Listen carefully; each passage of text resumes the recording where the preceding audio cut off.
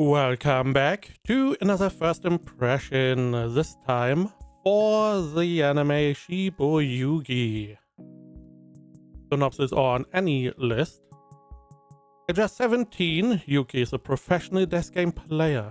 She survived enough rounds to know that survival is calculation, not luck, and that failure is final. For most players, the games are a nightmare with no escape. For Yuki, they are simply business. Yet in a world where rooms turn into graves and every choice could be her last, even experience offers no protection.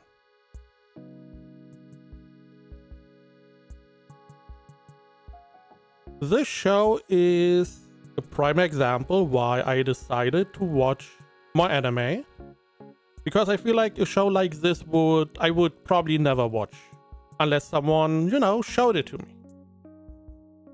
And I feel like there's so much going on whenever I take my time to, think about the show.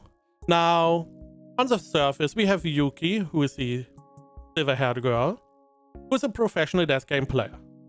Now, we see the participants of one of these desk games, and it seems like people partake in these games for money. It seems like they get money out of it, from what we can tell. So they join these games.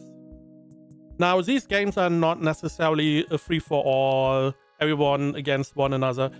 They seem to range from what we can, from all the little bits and pieces we heard stories about in these first 3 episodes. And, some of them really nice, everyone is happy-go-lucky, you solve a couple puzzles, done, yay, everyone is happy. Some of the other games, a little bit less of a happy ending. There's so much going on for my brain. Now, it's not really that the show is showing us a lot. It's that I have a lot of questions about this world. Now, one of the big questions is, why do people take part in these games? I mean, sure, it makes money, but how much money are we talking about? And if it's not that much money, why are you taking part in this? Because in my opinion, if someone wants me to take part in something like this, it has to be life-altering money. And especially at the beginning, we hear one character who's like, oh, I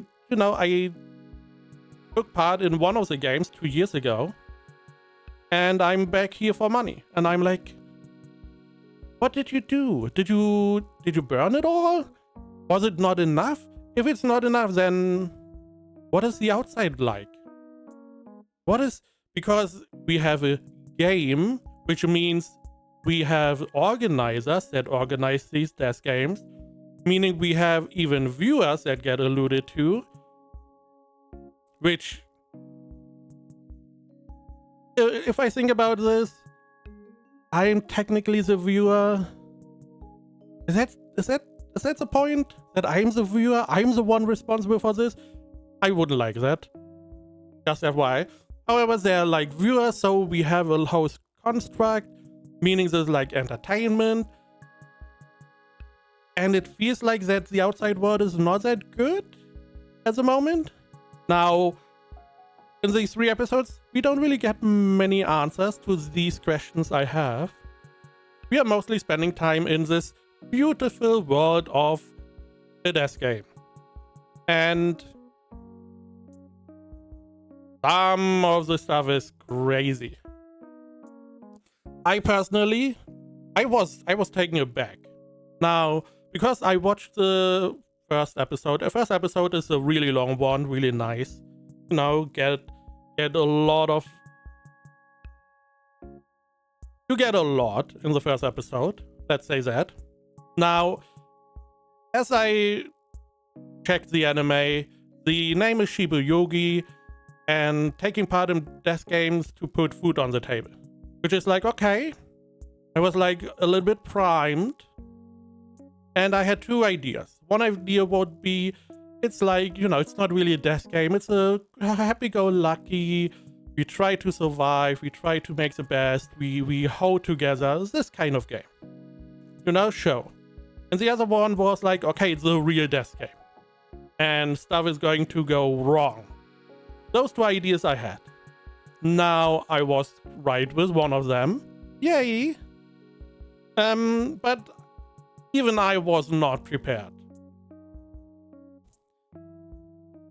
And there's so much.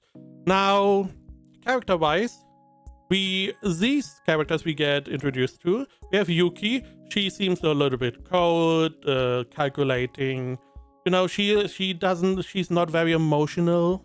At least, you know, she doesn't show a lot of emotions.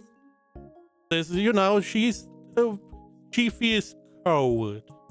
We also have a bunch of other characters here. We have, you know, they each have their own little backgrounds. They do fall into some little, you know, character traits and ideas. However, they are all here to take part in this game. So instantly, as soon as we get introduced to these characters, I'm wary of everyone, because our main character is Yuki. Yuki is the one I'm here for. I'm on her side, even though I know her for like 5 seconds. But she's the main character, I'm assuming at the beginning. So she's good, everyone bad. So I don't trust anyone. And there are reasons why, as we get to know them a little bit more, why I wouldn't trust some of them. Now, Yuki has a lot of experience. This is not her first game. She did take part in a lot of death games. Again, why? And she also has a good amount of knowledge. Now, I'm not going to go into specifics for the first episode, you know, because stuff happens and you have to watch it yourself if you want to know. The art style is very hard to pinpoint. I really like the art style. I really like the animation.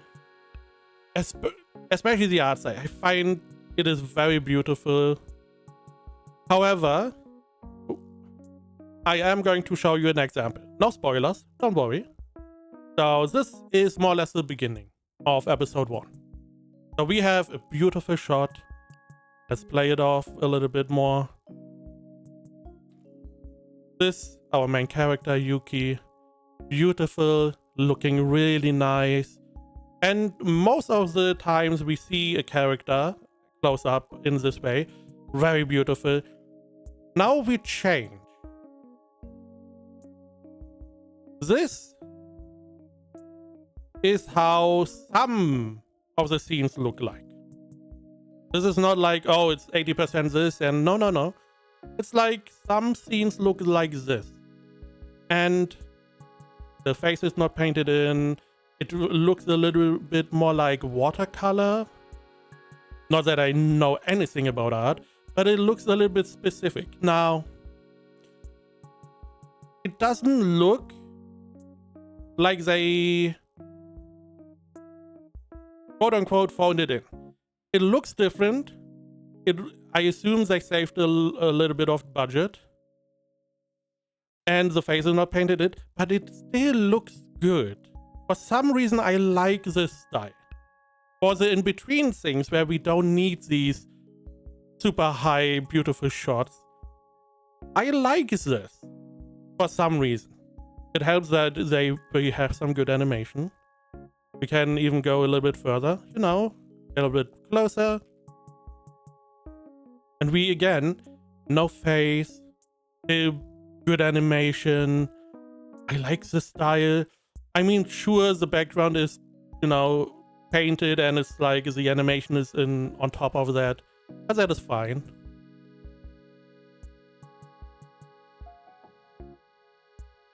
I don't know why. I just like it. And then we get a nice close-up shot. I mean, this looks good. I really like the art style.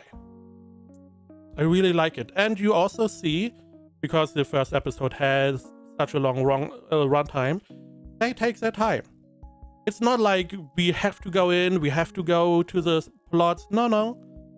We get, introduced slowly to the show itself, to our character. Really like the art style. Character-wise, the Yuki.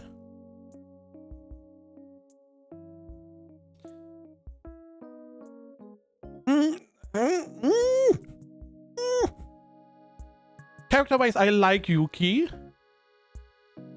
I do have some questions. As an example, she's a veteran in these death games. I still don't know why. Can't really tell you more. But it's like, I like her. She feels a little bit cold or less emotions. But she seems very knowledgeable. She is trying to do her best, to get everyone on her side, to not really lead, but, to impart her knowledge as best as she can. And I, find that a good character trait. Now, the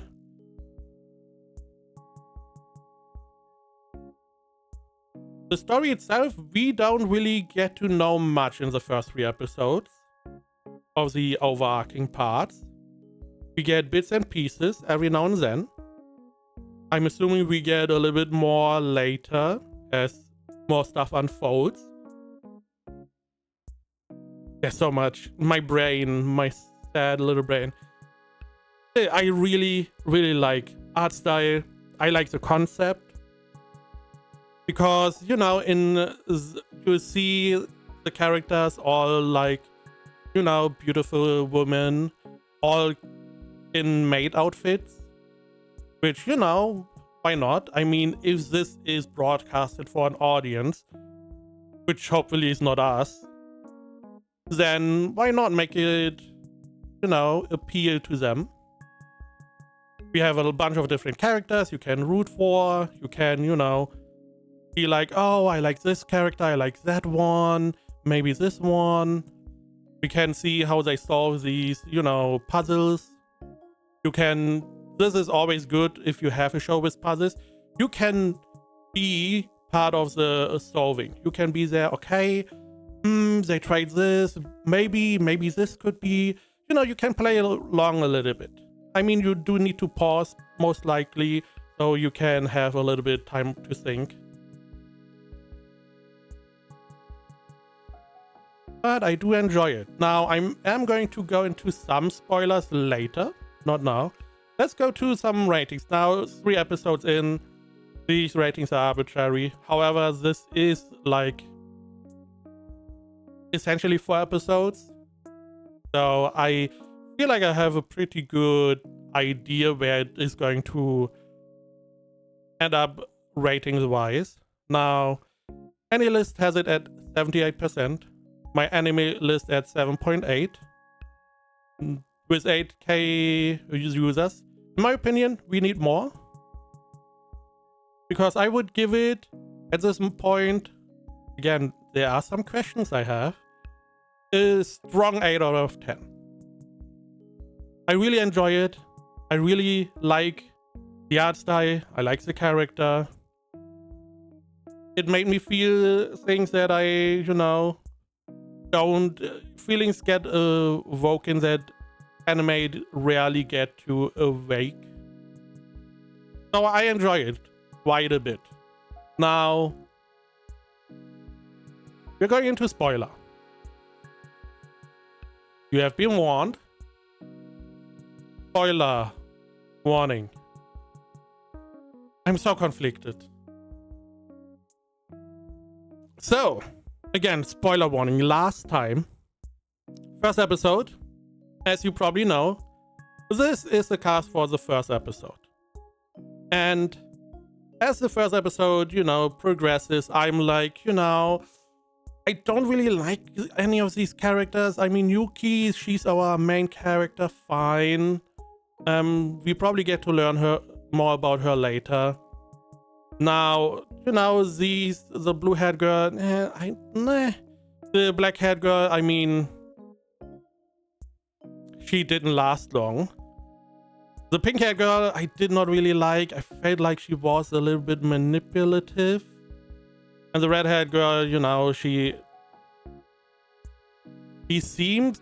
I feel like because the pink-haired girl was like, she got tricked. I feel like she got tricked by the red-haired girl. For some reason, they are together. The only character in the middle of the episode I was rooting for is a blonde girl. That was the only character I was rooting for. Because, you know, she got injured. She got like half her body removed. I was like, you know, she was trying to solve the problem herself, even though it wouldn't have really made sense. And I was like, I want her to, you know, I want her to win. She's the only one I'm like, yo, she deserves a win. She deserves a win. Fuck you, Yuuki. Holy shit. That was not enjoyable. I did not have good feelings at the end. Not good feelings. And it made me like question, who do I root for? If Yuki is our main character, fuck her. I don't want her to be the main character. And it's not even because she's evil. It's not because she's unredeemable. It's just like what she is doing. She's just doing it because it makes sense to her. And it's like, fuck you, just fuck you.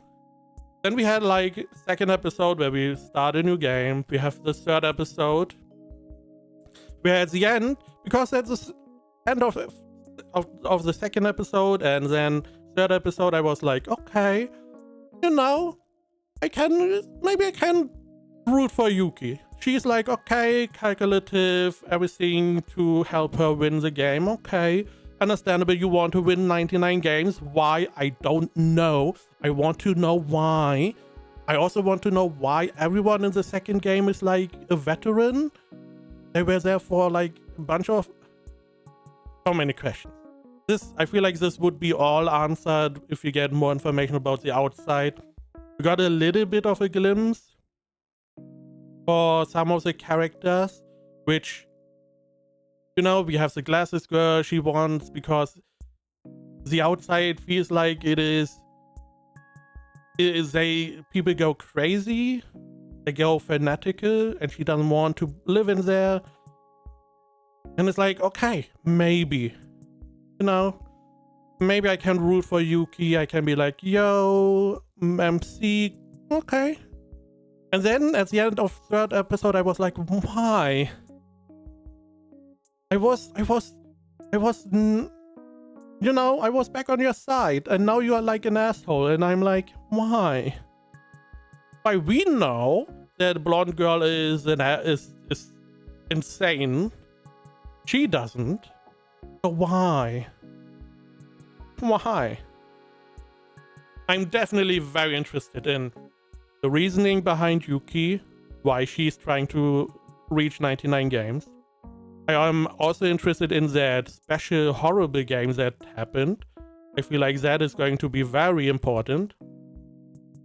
I'm also interested how the logistic work, how the outside work. How much money do you get if you win one of these games? Because some people are coming back multiple times because they run out of money. There's a lot of stuff I want to know, and it is very interesting. But seriously, fuck Yuki.